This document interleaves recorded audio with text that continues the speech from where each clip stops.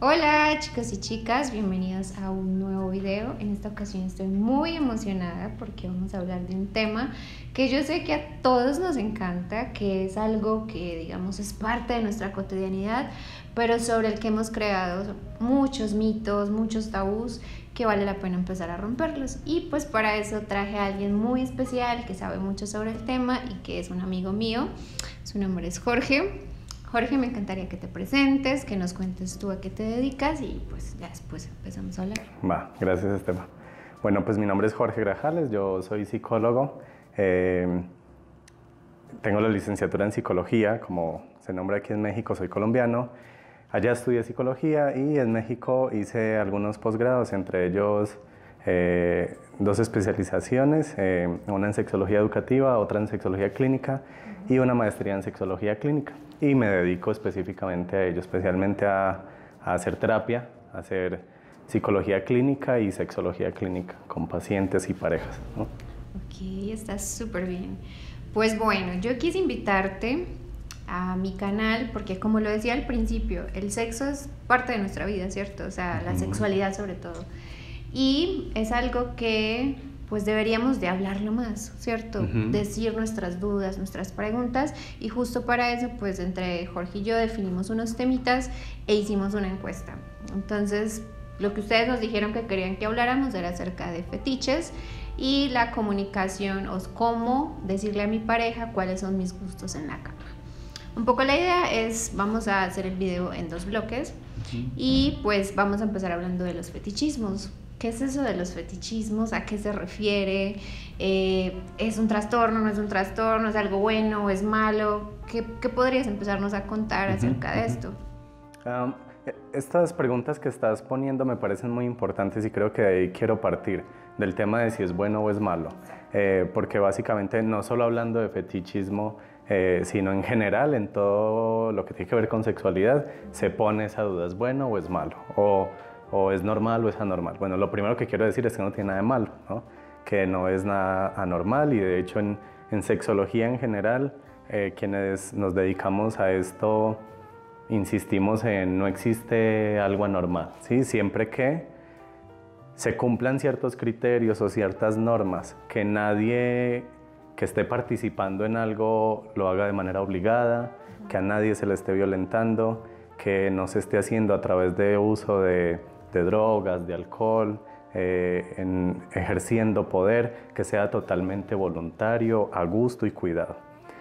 Si se cumple eso, en sexualidad podemos hablar de muchas cosas, posibilitarlo y ampliar nuestra capacidad de entender que todos tenemos gustos diferentes y que no tiene nada de raro. Entonces el fetichismo cabe dentro de lo mismo, entendiendo el fetichismo como un gusto específico por ciertos objetos, podemos ponerlo así, o por ciertas partes específicas del cuerpo también puede ser.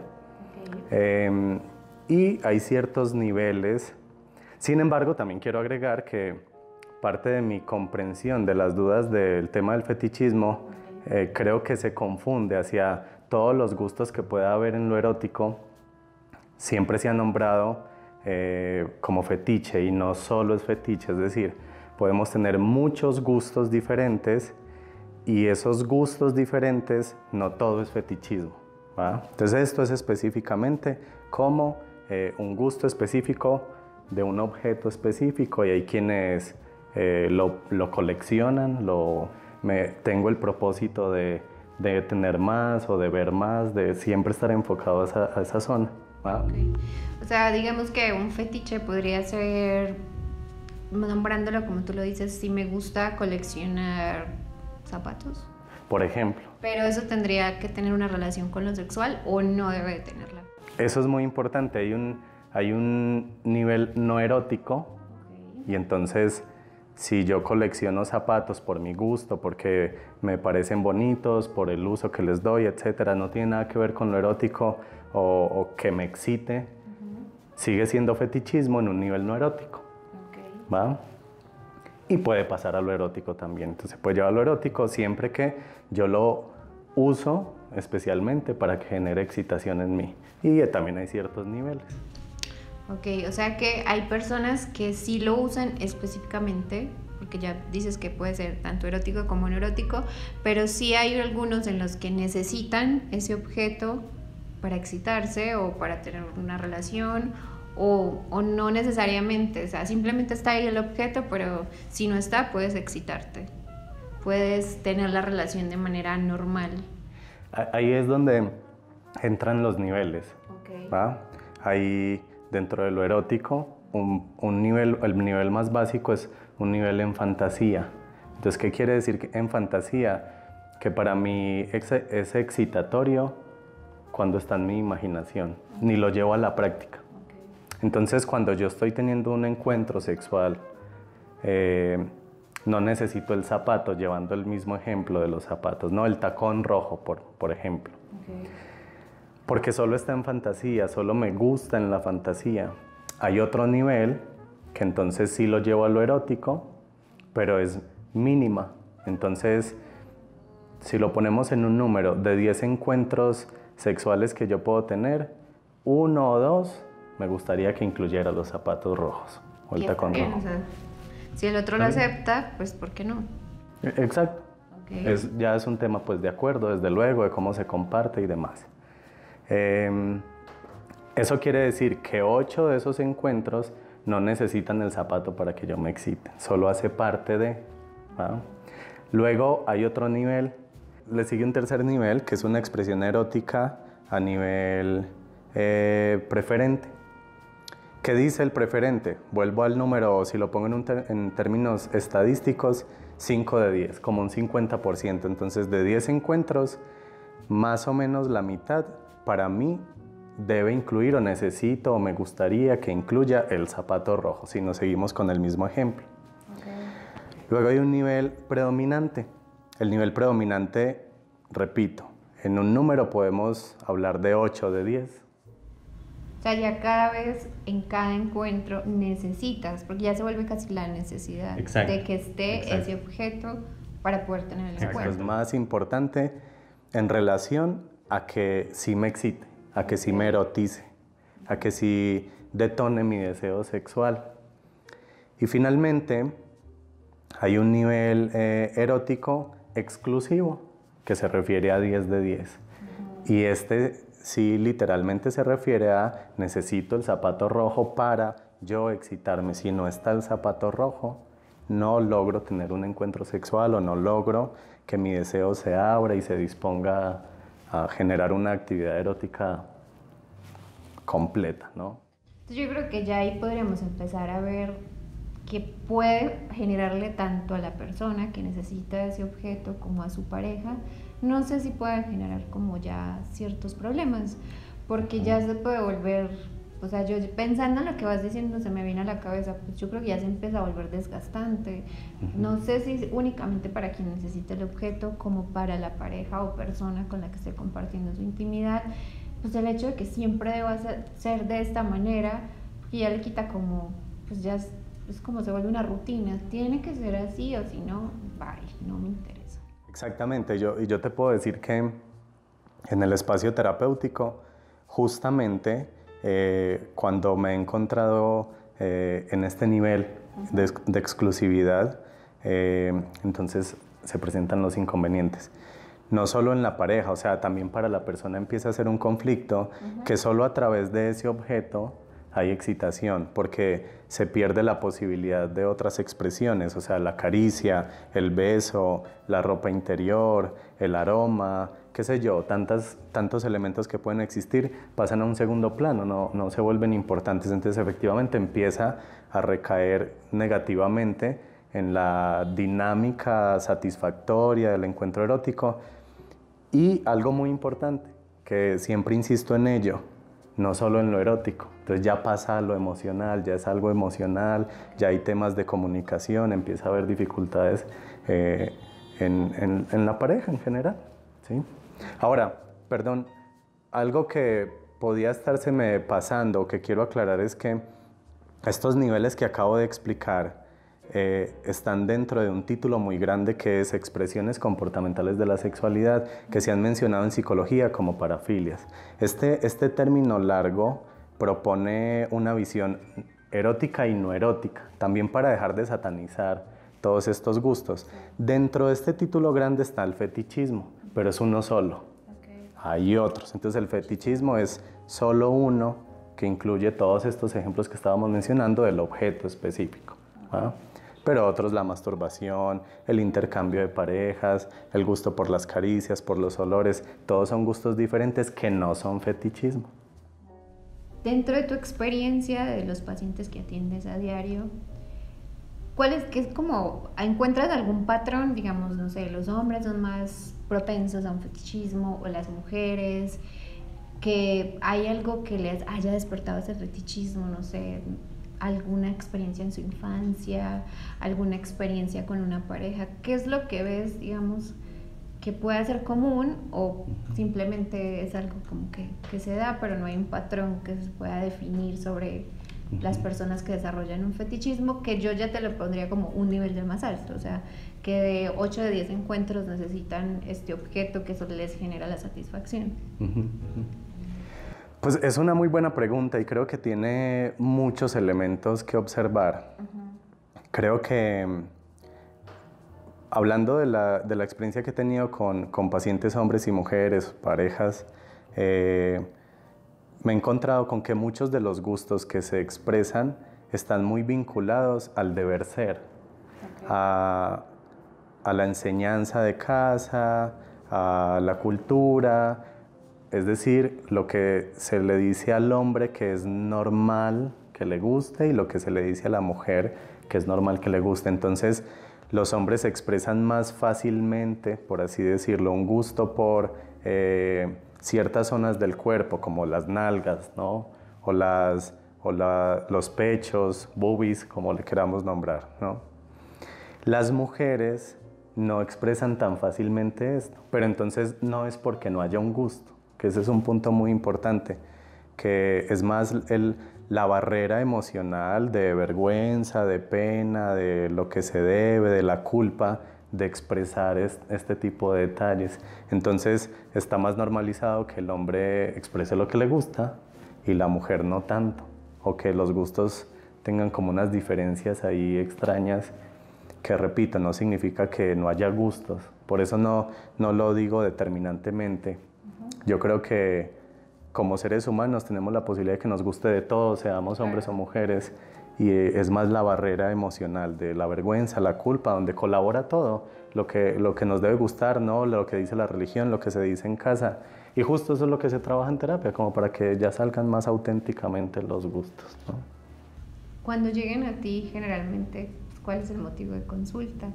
Porque a nosotros como terapeutas nos damos cuenta que llegan con el miedo de decirle, me está pasando esto, y a lo mejor en las primeras sesiones no te lo van a decir tan directamente, pero ¿cómo llegan? O sea, ¿para qué te consultan? ¿Cómo deciden tomar digamos, la decisión de consultar con un sexólogo? Y me parece importante mencionarlo porque, como lo decía al principio, todos pasamos por estas preguntas, pasamos por dificultades en pareja, independiente si hay un fetichismo o no, o si hay un trastorno o no.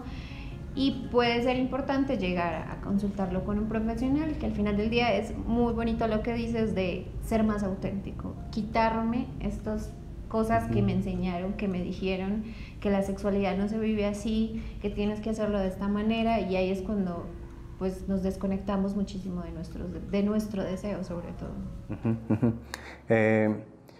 Pues llegan motivos de consulta muy enmascarados, digo yo. Pueden venir nombrados desde algo erótico o pueden venir nombrados desde algo emocional. Ejemplo de cada uno. Puede llegar nombrado como una disfunción sexual, apatía sexual, por ejemplo. Es decir, llegan porque a uno de los dos se le disminuyó el deseo sexual y ese es el motivo de consulta.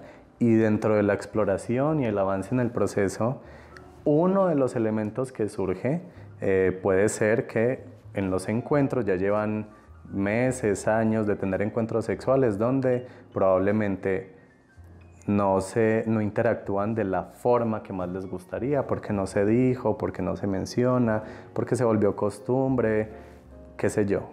Y digo uno de los elementos porque eso también está acompañado de temas emocionales. Entonces eso es un ejemplo como motivo de consulta desde lo erótico.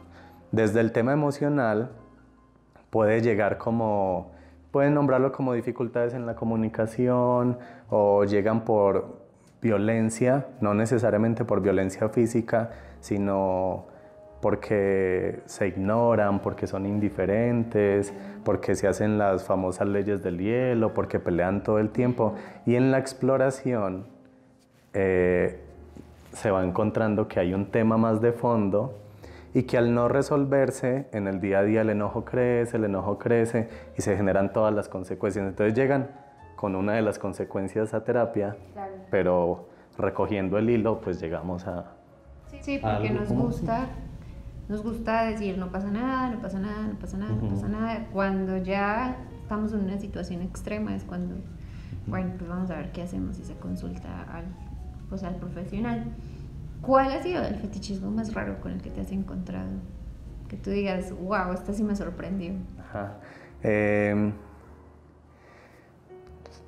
Es una pregunta difícil, porque si pienso en que me haya sorprendido, tengo dos ejemplos. Pero no por la rareza del gusto, sino por cómo pudo impactar. Uno de ellos es que me llegó un paciente hombre y llegó porque si no venía a terapia, su pareja le iba a terminar la relación porque encontró videos en la computadora de él grabando mujeres en el metro debajo de sus faldas o vestidos, ¿sí? Ahora, no estoy respondiendo a la pregunta literal hacia el fetichismo, sino hacia un gusto que puede ser visto socialmente, primero como raro, pero por otro lado además violento, doloroso, agresivo, machista, ahí ya implica, claro, una lectura de género. Exacto. Es porque estás en el metro grabando mujeres sin permiso de ellas. Ajá.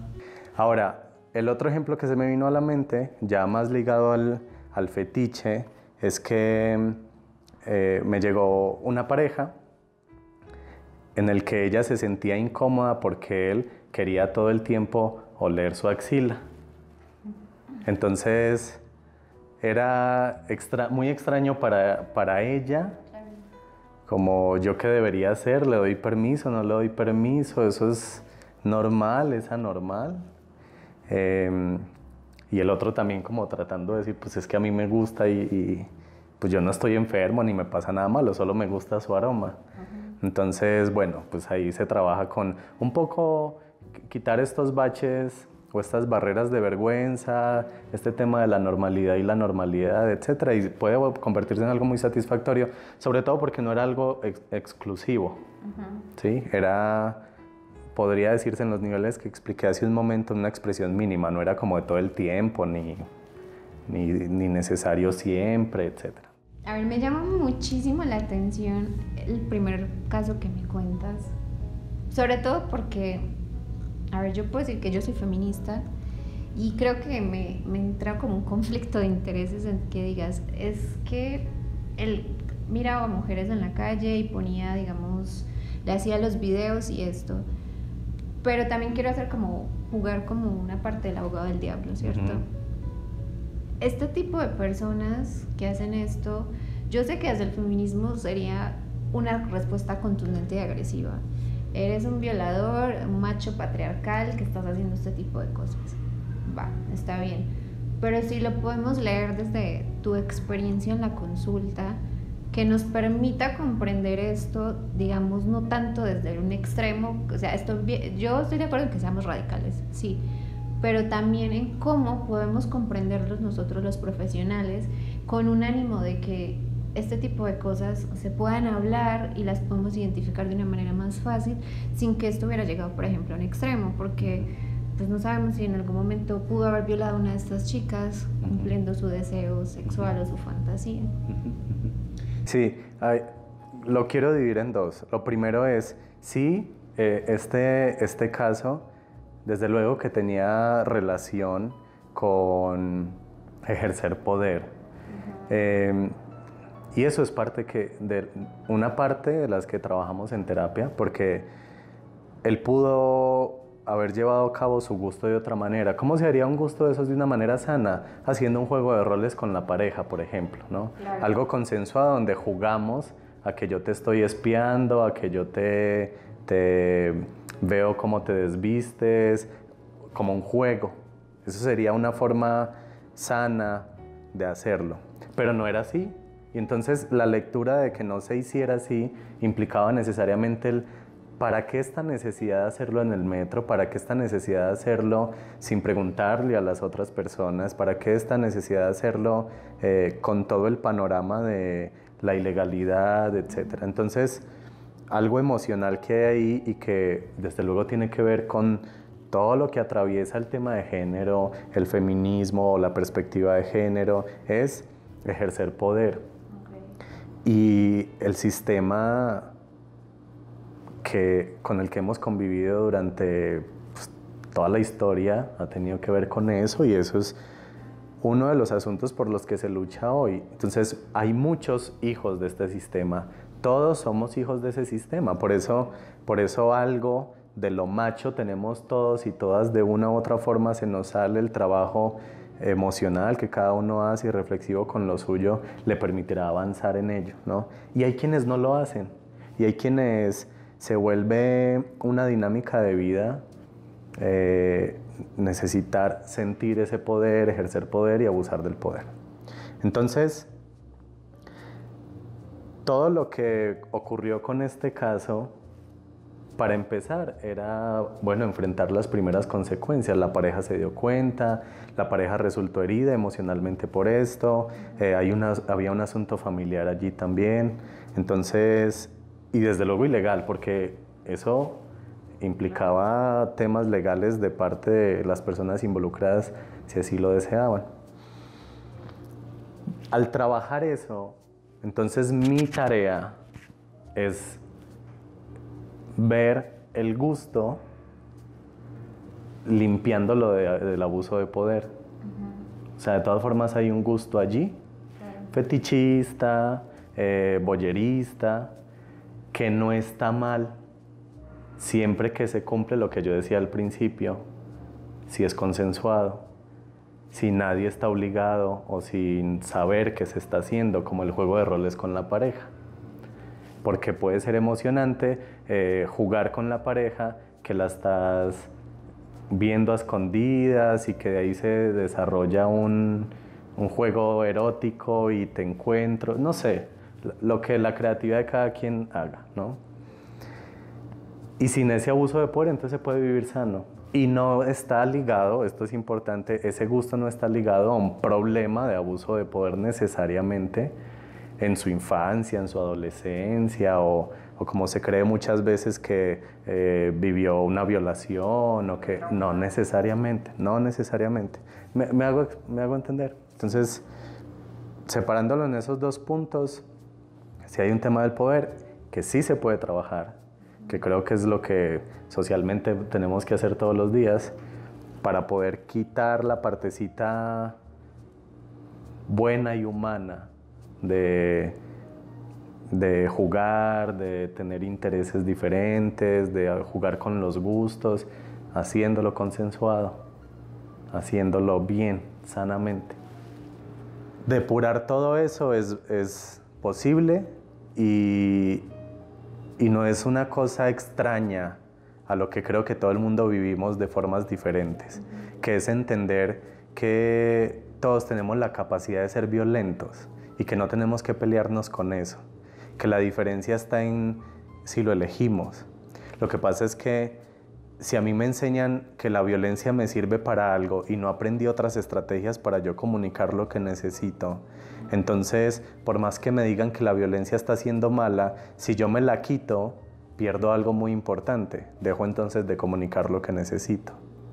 Porque la violencia tiene algo positivo, o más bien tiene una ganancia para quienes la usan o la usamos cuando la usamos. La violencia a cada quien nos ha ayudado a defendernos, a establecer límites, nos ha ayudado a protegernos de algo, a evadir ciertos riesgos, a comunicarle a la otra persona no me presto para tal cosa. o incluso para adelantarme a que me sometan. Entonces, si a mí me dicen, deja de ser violento en la forma en que sea violento, con la palabra, con gestos corporales, con mi forma de ser, en terapia mi trabajo justo es, bueno, y entonces, ¿de qué me voy a valer para poner los límites? Si me voy a quitar esa arma que ya la podemos llamar violencia. No estoy diciendo que la violencia sea buena. Hay algo que a mí me parece muy importante para entender la violencia, y es que la violencia surge del miedo. Por miedo es que yo violento, miedo a que me sometan, miedo a que me hagan algo, miedo a que me viva indefenso o indefensa, y entonces saco mis formas de violentar. Entonces yo tengo que darle la mano al miedo y entender cuáles son mis miedos para poder ver cuáles son mis nuevas armas. Y por eso es que el proceso emocional es en desarrollo, no es de un día para otro y solo ver, ya no puedo hacer esto porque me dijeron que es violento. Por eso tanta resistencia a que los cambios se hagan rapidito, porque no es un tema meramente racional. Ya está muy claro.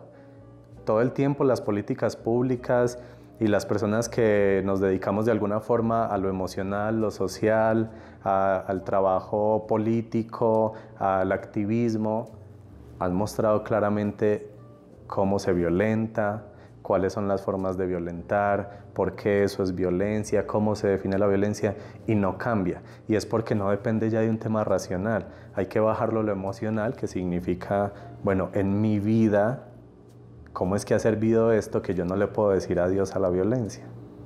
Y quitármela. Claro, es que justo tocas estructuras ya más profundas. Es algo que nos ha servido toda la vida, porque creo que todos desarrollamos cosas que nos han servido y que ya en un punto las olvidamos y las operamos ya como de forma muy automática. Y esto es lo que nos permite la psicología, precisamente. El hecho de ir a un proceso de psicoterapia desde tu ámbito, que es la sexología, es ese poder ver hacia adentro cómo me estoy relacionando conmigo mismo y cómo eso yo lo proyecto frente a los otros. Y creo que eso está muy interesante, dejar este mensaje en el video.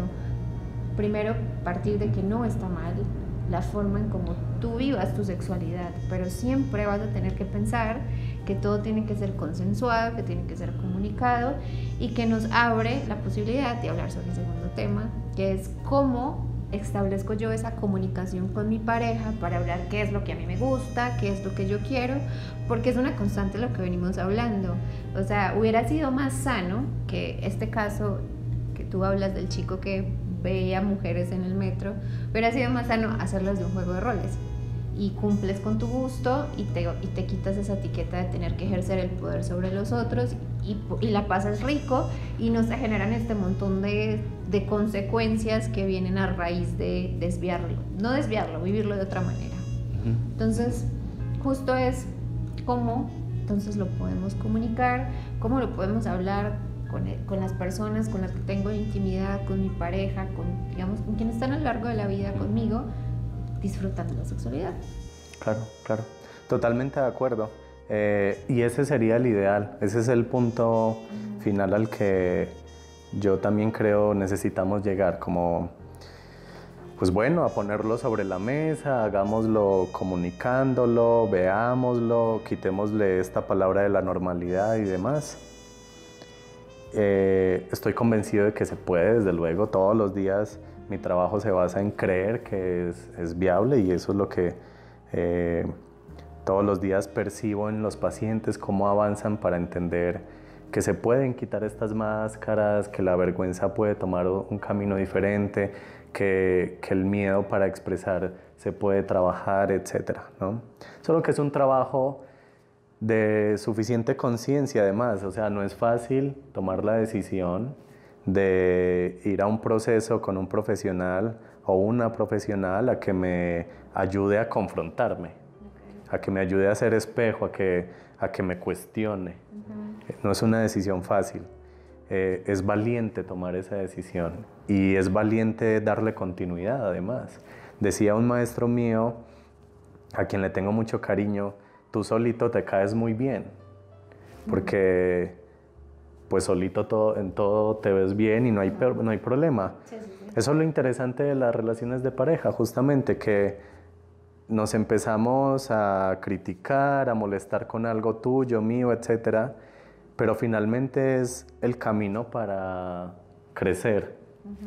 Los cuestionamientos y las confrontaciones en pareja finalmente muestran los obstáculos de cada uno. Y ahí es donde empieza el trabajo, ¿no? Porque para poder llegar entonces a decirte sin miedo, mira, es que a mí me gusta esto, entonces tendremos que haber recorrido todo el entendimiento de cómo me educaron, de a mí por qué me da temor explicarlo, contarlo, qué tanto me dijeron sobre qué es ser hombre, qué pasa si un hombre se muestra miedoso o temeroso con algo, qué pasa, o del lado de la mujer, en el aprendizaje también de no tomar la iniciativa en el sexo no es de mujeres, mucho menos masturbarse, mucho menos insinuarle a tu pareja que tienes uno u otro gusto, porque además cómo te va a ver, ¿no? Entonces, claro, son dos mundos con mucha historia que no se pueden resumir solo en, bueno, pues contémonos qué nos gusta.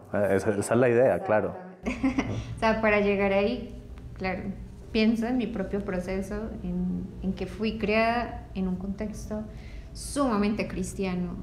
Cómo me educaron a mí o cómo me dieron educación sexual. Había un programa que se llamaba Creando Relaciones Positivas. Yo digo, tiene cosas buenísimas ese programa, pero había una parte de represión y una parte de que tú te tenías que comprometer a abstenerte de tener relaciones sexuales antes del matrimonio. Entonces yo recuerdo eso y me da mucha risa porque digo, fue madre, ¿cómo nos imponen este tipo de cosas? Yo firmé un compromiso, lo firmé y me dieron disque el salvavidas de creo que de la virginidad o algo así. Okay. Y después de mucho tiempo, y la verdad no es fácil hablar del tema, después de mucho tiempo empecé en procesos terapéuticos a cuestionarme esto y decir, es que claro, por eso es que siento así la sexualidad, por eso la pienso así, por eso me genera como tanta represión y no quiero como hablarlo, y es porque hay todo un tema educativo que viene desde la familia, que viene desde la escuela, sobre todo en donde yo estudié, que te hace ver que es de grises, es bueno o es malo, te comportas así o no te comportas así, no puedes experimentar, porque si experimentas sientes esa carga de culpa, y es lo que vienes nombrando, la culpa, la culpa, la culpa. Y entonces, para los que nos están viendo, para las personas que a lo mejor en algún momento se hayan sentido así y que todavía no hayan, digamos, ido a un proceso terapéutico, ¿qué les puedes recomendar? O sea, ¿por dónde pudieran empezar? ¿Qué preguntas pudieran hacerse? Para empezar como a romper estas pequeñas barreras, porque como tú lo dices, no es solamente que me siento aquí al lado con mi pareja y le diga, ay, ¿sabes que me gusta que me toques así o así? No, porque para llegar hasta ahí, güey madre, te tienes que quitar miles de cosas de encima. Mira, voy a empezar por una palabra que mencionaste que me parece fundamental, la culpa. La culpa es una emoción, un sentimiento que está atravesado en la educación de la sexualidad en nuestra cultura. Diría que en toda Latinoamérica, de una u otra forma, la religión ha colaborado mucho para esto, los mensajes y las creencias generación tras generación que se van enseñando han colaborado para esto, la presión social ha colaborado para esto, etc. ¿Qué pasa con la culpa? Pues simplemente mi recomendación es asumirla como humana. No se trata de pelearme con que yo no puedo sentir culpa, sería bueno no sentirla. Está de una u otra forma. La posibilidad de yo verla como humana y que sea mía me permite conmigo mismo o conmigo misma empatizar con esa sensación para por lo menos tener una idea de qué me pasaría si se lo comunico a la otra persona. Ojo, estoy hablando de comunicar la culpa. Entonces, la posibilidad de aceptar la sensación de culpa, por lo menos me permite empatizar conmigo mismo o conmigo misma. Empatizar me refiero a aceptar que lo siento y que hay cosas que se me dificultan por culpa, por todos los aprendizajes que tengo, por lo que me han enseñado, etc. Y eso posibilita ver qué hago con ella, posibilita una reflexión más profunda que solo creer racionalmente que se trata de abrir la mentalidad, como muchas personas lo dicen, yo soy de mente abierta. No, y es que abres la mentalidad y sigues sintiendo la culpa. Exacto. Porque lo puedes hacer, o sea, finalmente Exacto. lo puedes hacer y ser valiente y tomar la decisión. Exacto. Pero ¿quién te quita la culpa al final del Exactamente, día? exactamente. Haciendo un paréntesis muy específico, sí, en terapia hay estrategias, hay formas de trabajar con ello enfocadas, ¿no? Pero si no voy a un proceso terapéutico, mi mayor recomendación es aceptar que la culpa es humana y que está detrás de mí o está conmigo en todas las relaciones, en la relación de pareja, incluso en las relaciones de amistad, en los gustos que le cuento, incluso hasta a mis amigos y amigas, no solo a la pareja. Y el verlo me posibilita flexibilizarla, ver cómo la empiezo a diluir, me permitirá a lo mejor compartirle a la pareja que eso es lo que siento y que por eso me cuesta hacer algo o proponer algo o compartir algo.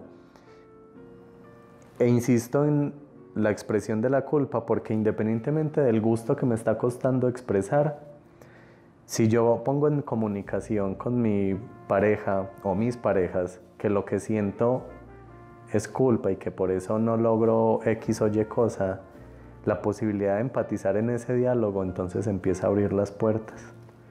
Porque la otra persona me permitirá ver que con todo y culpa me puede escuchar o me puede aceptar o abre su oído para ver qué más tengo para decir y viceversa.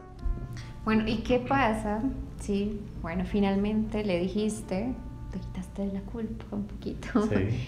Pero no lo aceptó, no, simplemente quiso, no, se asustó, no quiso saber de esto. O sea, ¿qué pasa ahí? O sea, ¿cómo podría manejarlo la persona o uno en el caso de que le pasara una situación así? Pues, a ver, yo creo que en las relaciones de pareja, para empezar, no tenemos la tarea necesariamente de que el otro tenga que aceptar cosas. Exacto. Pero eso también aplica para mí. Entonces, mi primera pregunta orientadora para cada quien es, bueno, si la otra persona definitivamente tiene una barrera con eso o definitivamente no lo quiere en su vida, es mi tarea preguntarme si yo estoy dispuesto a vivir con ello o dispuesta a vivir con ello.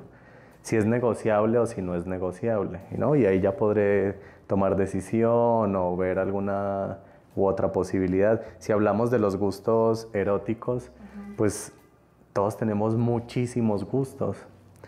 Digamos que poniendo el panorama un poco estricto, que no se incluya uno, no quiere necesariamente decir que la sexualidad ya va a ser insatisfactoria. Pues se puede o no se puede renunciar a ese gusto. Hay otro panorama o una variedad de muchos más gustos y pues tendré que ver si vivo con eso o no. Y si definitivamente es muy importante para mí, pues me corresponde tomar decisiones frente a eso, ¿no? Sí, yo creo que ahí volvemos un poquito a tomar el tema de los acuerdos.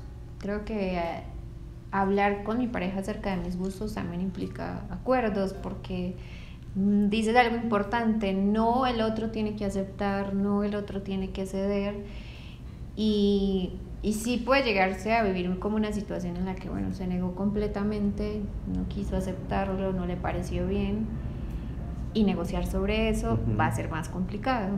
Entonces, tomar como decisiones. Pero, o sea, te pongo ahí como los ejemplos que sé que a muchos les pasa. ¿Y qué pasa si no quiero tomar la decisión? Si lo amo tanto, pero sé que me gusta tanto esto, pero no quiero tomar la decisión. ¿Qué crees que podría pasar ahí? ¿Qué podría empezar a darse en la pareja? ¿Te refieres a qué consecuencias? Sí, consecuencias. Pues consecuencias son una variedad enorme, la verdad. Sobre todo cuando lo que mencionaba hace un momento, de si no tomé una decisión específica o si no fui tan consciente de tomar la decisión de voy a vivir con esto y lo dejé pendiente, entonces yo también estoy dejando pendiente lo que me genera esa respuesta día a día. Okay. Puede sonar repetitivo, pero yo vuelvo a las emociones otra vez. El tema erótico o la comunicación sobre los gustos en la cama no detonan necesariamente una variación en los gustos, detonan golpes emocionales. Okay. Entonces, si mi pareja definitivamente no quiere aceptar algo que yo le estoy expresando que me gusta, no impacta sobre lo que me gusta, impacta sobre la sensación de aceptación que tengo con mi pareja, de empatía, de respeto, de disfrute, de espontaneidad. Entonces las consecuencias vienen por ese lado. Entonces claro. Yo dejo de comunicar, probablemente sí. Interrumpo, o sea, podría ser como, empieza a generar como esa sensación de me siento menos, me siento mal, a lo mejor ella no me quiere tanto o él no me quiere tanto. ¿Te refieres como a este tipo de emociones? Sí, puede generar, a eso yo le llamo como fantasías y empiezan a convertirse en fantasías catastróficas, varios pensamientos e interpretaciones que yo puedo hacer del por qué la otra persona no está aceptando esto, pero también me refería a una sensación que quedó sin resolución, de rechazo probablemente, que además me ayuda a volverme a sentir culpable. Sí, fui valiente y no sirvió de nada. Exacto. Entonces eso queda pendiente y entonces dejo de comunicar, entonces empiezo a disminuir mi comunicación, a lo mejor ya no tomo ciertas iniciativas o ya empiezo a sentirme menos, a lo mejor como lo decías, porque de pronto yo sí me flexibilizo mucho con los gustos de la otra persona, pero si él o ella no tanto conmigo, entonces ya me vivo como que yo estoy todo el tiempo cediendo y cediendo y cediendo, entonces me vivo menos, me vivo rezagado, empieza a generar mucho impacto emocionalmente. Como heridas, por decirlo así. Sí, claro, toca heridas y abre heridas. Está muy interesante ese aspecto. Es complejo, no es imposible, es complejo, pero requiere también honestidad, pues, y valentía, decía hace un momento, ¿no? Retomo lo que te pregunté hace unos minutos. Casos que hayas visto en los que justo por esto de no poder comunicar, no poder hablar, contarle a mi pareja cómo me siento, qué quiero, que hayas tenido digamos, en tu consulta y que puedas aquí como compartirnos, porque creo que esto podría generar como este espacio de empatía, de que los otros sepan que hay personas también viviendo cosas parecidas y que no solamente a mí al que me pasa, el que me siento mal o el que no sé cómo comunicarle a otro mi gusto o mi deseo. Yo creo que todos tienen un poquito de ello, o sea, es algo que sí veo muy constante en todas las relaciones, no es algo extraño, creo que es esperable por todo lo que hemos hablado en este rato, o sea, son cosas de todos los días y en todas las parejas está, en todas las parejas existe, no por eso quiero normalizarlo, pero pues es una realidad, porque hay muchos temas emocionales ahí involucrados para que la comunicación no funcione tan bien. Entonces, todos los días tengo casos así, de pacientes nuevos y de pacientes que tengo en seguimiento desde hace meses o años también de diferentes temas, y todos en diferentes medidas tienen algo de ello.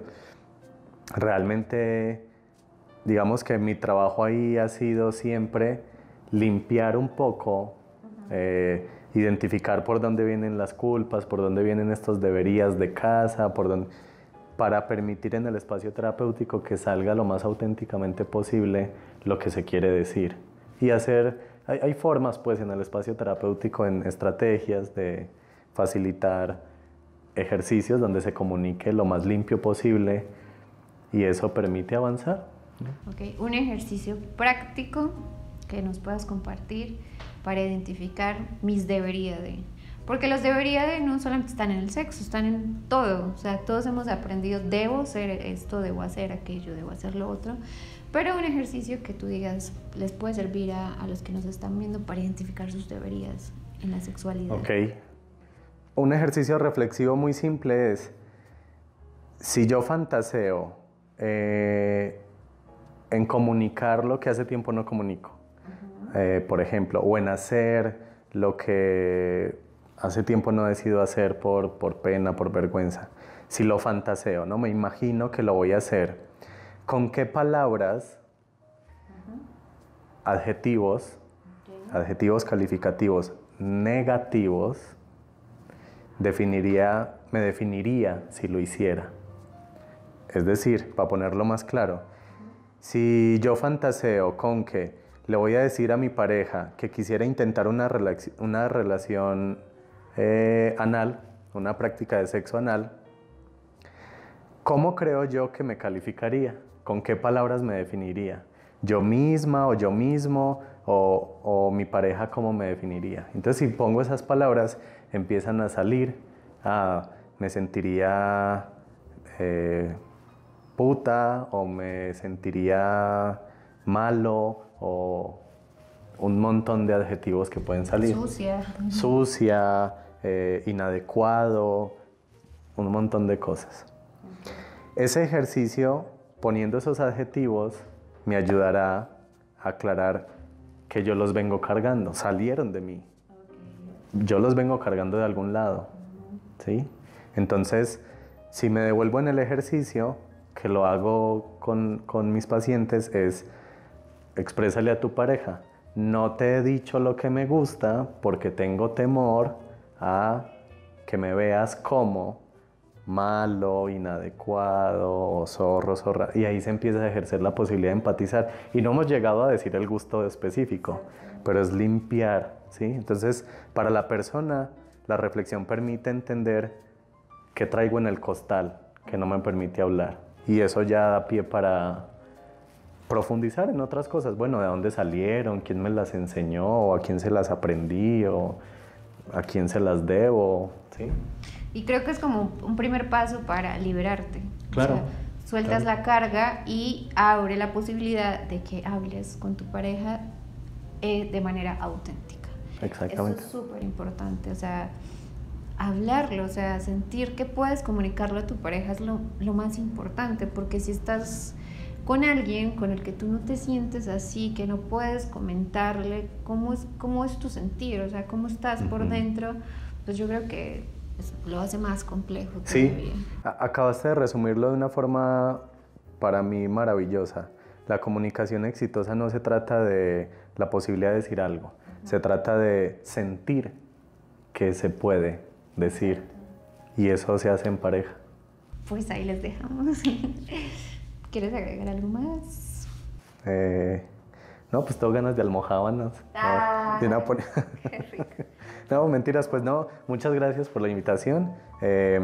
Si algo pudiera agregar es que no hay que pelearse con la racionalidad, pues con la mente, la famosa mente abierta, exacto, con sentir culpa, con los juicios de valor. Todos tenemos juicios de valor. Si los aceptamos, pues nos vemos humanos y vemos la posibilidad de poner en claro, bueno, pues me da miedo expresar ciertas cosas, o no me gustaría, me vulnera, me da temor decirlo, y eso abre las puertas para ver la sexualidad como algo todo el tiempo en proceso, flexible, no es una cosa, todos somos muy distintos y todos tenemos el derecho a vivirla como nos dé la gana, siempre que se haga sanamente. Sanamente, consensuado, dialogado, y pues finalmente que te sientas a gusto, bien contigo mismo. Pues bueno, chicos y chicas, esto ha sido todo por hoy.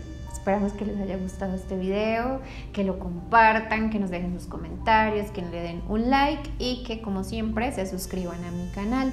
Estamos planeando hacer un en vivo porque sabemos que esto va a generar muchas preguntas, que aquí no se abarca todo. Entonces voy a invitar a George nuevamente a mi canal a un en vivo, así que si les gusta, vayan dejando por aquí sus preguntas. Nos vemos en la próxima, que tengan un bonito día.